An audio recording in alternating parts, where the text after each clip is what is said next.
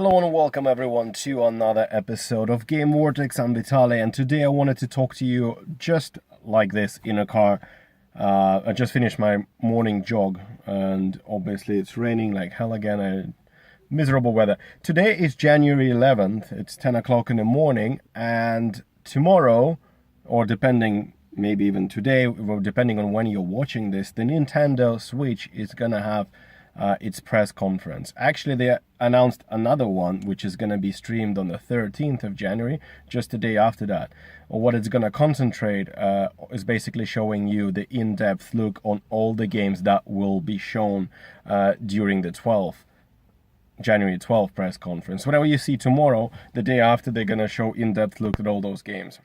And today, there's no better way than for me to do my predictions of what we're gonna see and what we're gonna hear from Nintendo tomorrow, or even though maybe it's not even predictions, I think something that we should see from Nintendo tomorrow better be. Okay, so let's dive into it. There's no particular order. There's no top 5 and top 10 things anyway.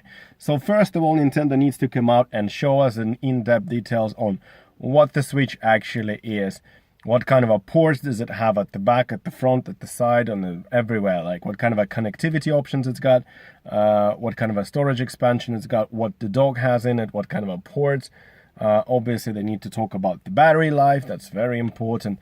Then they also need to tell us what is inside the Switch, what is powering that thing. Now, knowing that this is Nintendo and looking back at the track record that they've done with the announcement of hardware, we'll probably never know exactly what it's going to be running until somebody actually buys one and opens one up. I assume that they will say that it's running on this. I mean, they have to twist it, especially if the console is not really powerful. They have to twist it. They're probably going to say that it's powered by NVIDIA's Tegra chip, or they're just going to say the NVIDIA's chip, which is based on God knows like the latest GPU technology, which is going to be a pile of crock shit. But anyway, so they're probably not going to come out and say, okay, it's running in Tegra X1, slightly modified, it's got this kind of frequencies and stuff. No, they're not going to go technical like they did during the PlayStation 4 reveals with Sony back like 4 years ago or something like that. So that's the thing. So they're gonna just say, give us an overview of the whole Switch, in and out. Basically, what I'm saying is, if you don't want to say how much RAM is in it, it's 4 gigabytes already, know. And just tell us what kind of a Wi-Fi is on board, Bluetooth. Also, tell us what the storage expansion is for both the cartridges and the internal, micro SD, I guess. Tell us about the dock, tell us about how long the battery is, tell us how it works in the dock and what we should expect. What's the difference going to be between docked mode and the tablet mode, how the controllers detach and what kind of variation it's going to be. So that's one part. They need to get that straight out of the gate. Now, obviously, you want to know the price, and we already know the leaks in Japan indicate that it's $250, actually even less than that in Japan. So they're going to talk about the price at the very end. I don't think that the price should be always... the price is always like a cherry on top of the cake, right? Now, next, what they're going to need to do is they're going to have to convince me... I'm already convinced anyway, because I'm a gamer, but it doesn't matter. They're going to have to convince, let's say, me, you, everyone else, those who, moms and dads probably, even though they said they're not aiming for those. You can clearly see with the design language of the Switch. Also, they are always after the mobile market, so they have to convince those people why do they need to go and spend $250. So they basically have to sell us on the Switch, not only as an idea of, yeah, this is a portable and a gaming console at home and it can be detached and blah, blah, blah, blah. No, they have to convince of why should you invest $250 or however that much is going to be, and what people are going to expect from this console moving onward, not only from you, Nintendo, not only from you, but also from the third-party developers. And this is very, very crucial. Now, the console looks cool. Yeah, this is a new thing and it's great. It's executed well, hopefully. But the question is, what can we expect? Show us, why do we need to have this console? Apart from, that will consist out of 3 things. First, tell us why the Switch is great. and what can we expect from it as a hardware standpoint, right? Two, obviously you need to show us what you Nintendo have been cooking up for the games launch, because the Wii U obviously bombed, right, on the market, selling something like 12 or 14 million in its lifetime, which is abysmal, to be honest. But it had great games, and what Nintendo can do better than anyone else is games. Unlike Sony and Microsoft, I mean, their games rarely came out broken. Was that a... Yeah, I think it was the latest. Yeah, there was a game recently that came out. I didn't play it. I think it was the... Was it Star... No, what is it? Forgot the name. Anyway, Metroid, right?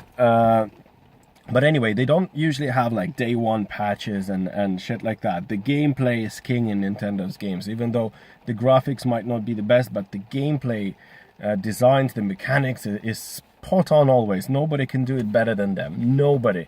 And their IPs are worth a fortune. And even if you are sick of seeing the same games on different consoles, like there's always a Mario, there's always this, there's always that, there's always Smash and stuff.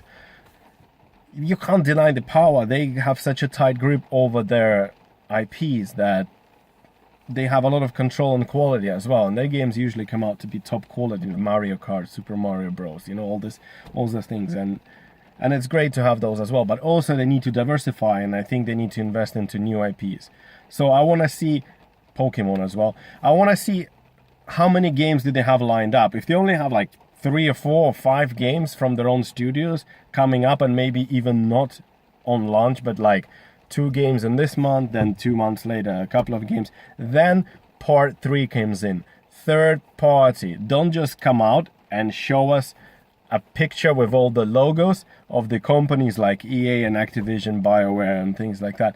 Show us what they can actually do on your console, and if they're actually gonna do and commit to it. And they can only commit as long as the Nintendo can commit. That's the thing. Because if the console is not powerful enough to run current generation games from the PS4 and 360 and the Xbox One, then we have a fucking big problem. That means those companies will have to create some kind of a new IP. First of all, they'll have to port last gen games like Skyrim and stuff, which I'm fine for, but at the same time I'm already getting sick and tired of remastered collections here on the PlayStation 4 and Xbox One. They have to also convince us that they're gonna release some kind of a games. Now Rayman and things like that is Ubisoft stuff, the Child of Light. Those are great games that will definitely work on the Switch, and I would love to play them there, but those are all small titles. Eventually people, once they get enough of Nintendo games and those smaller types that can run on Switch, people will be like, shit, I really wish I could play a Battlefield 1, or I wish I could play, I don't know, whatever the next game comes out, like a racing game or something. It's like, but I can't. That's the thing. And I highly doubt that the developers and the publishers will invest and create a separate team and make a completely new version of the game just for the Switch, because it's expensive and it takes time. All that will of course depend on how many units will this thing actually sell. If we'll start selling like Wii U, yeah, if it goes like Wii U, then it's fucking doomed, and Nintendo as well. If it starts selling like the Wii, then it's jolly good. Then everything is great. But at the same time, you need to remember that we sold exponentially well, right? 2 million units or something like that. And where was it after 3 years? It's been sitting in a fucking like attics and things like that, collecting dust, because the attach rate for the games was next to nothing. A lot of the people who bought, like mothers, grandmothers, like I was working in a construction company doing the refurbishment in a retirement house in the UK, where the old people are retired. They had a Wii sitting there, like literally a year after it came out. But then there wasn't any other games apart from Wii Sports, and that's it. Like nobody really bought any games. I got Wii. I mean, it's God knows where it is right now. My mother-in-law's house, probably somewhere in the attic. I mean, there was this hand-drawn black and white super gory game. I don't remember, something World was it called, but like I've played that. That's the only game that grabbed me. But other games were like, I was like, come on, like you get tired of swinging things back and forth. Anyway, Show us what the Switch can do, sell us on it, show us your first party games, and hopefully they better be good and there's better be a good amount of them. Obviously you'll have some ports. It's already known that there are a lot of games that are coming as ports from the Wii U, and obviously third party. And now the price, of course, the price. Now the price, I mean, I couldn't care less, to be honest. As I said in a different episode, somebody criticized me for saying I'd rather pay 400 baht for this 400 bucks for this console, but let it be just as powerful as PlayStation 4 right now than to pay 250 and let it be what rumors are saying it is. Well, because it's not that and this, but it's I understand, but don't you want Nintendo to be on top of their game again? Don't you want everybody say like, look what they've done? That means it's possible, so the others should be able to do it too, like Sony and Microsoft. Or they came up with this first and they've executed it perfectly. It doesn't need to be a castrated system when one day you're going to be sitting and looking at it and thinking, damn, I really wish I could play this game here. I really wish I could play this game here. Because you know what? If the console is really underpowered, below Xbox One or something, and it's coming out in the middle of this console lifecycle, when the Scorpio is coming next year, and I expect PS5 to be announced a year after Scorpio, then we are screwed, because you're not going to see a console from Nintendo for a very, very long time. So yeah, price, I guess, 250 bucks. As far as I know. I mean, yes, it's great because it'll make it widely acceptable even to the people with the lower income and the people who maybe are struggling a little bit, can't really shell out $400, $500, $600 or $1,000 on a console or a PC. So yeah, I mean, this is all pretty much I have for today. Tomorrow we'll be very excited to see. As soon as the stream hits, I'll watch it and I'll report straight back to you on my thoughts, ideas, and how everything is gonna go. Let me know in the comments again if you're excited as much as me about tomorrow and then the day after tomorrow, and then if you're gonna pre-order it if you haven't still. Alright, thank you very much. Subscribe to this channel, like it, share the videos. I enjoy reading your comments, even though sometimes I might not reply. I still read it because notifications come in on my phone all the time. So yeah, thank you very much everyone, and I'll see you on the next episode of Game Vortex.